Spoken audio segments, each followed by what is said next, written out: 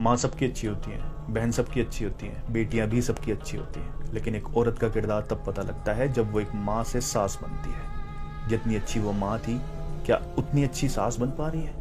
जितनी अच्छी एक बहन थी, क्या उतनी अच्छी ननद बन पा रही है?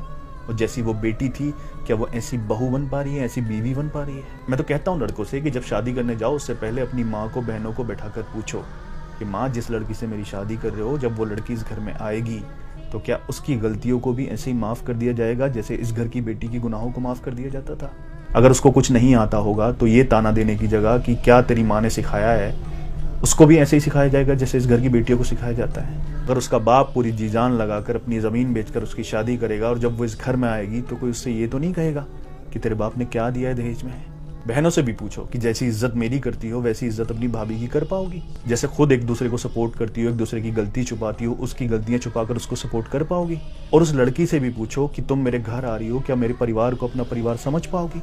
और इन तीनों में से कोई एक भी मना करे ना कि उसके दिल में जगह नहीं है समझने के लिए, तो शादी मत करो। मैं उन लड़कों की बात नहीं कर रहा जिनको परिवार से फर्क नहीं पड़ता, अपनी बीवी को लेंगे और परिवार से अलग रहेंगे जाके।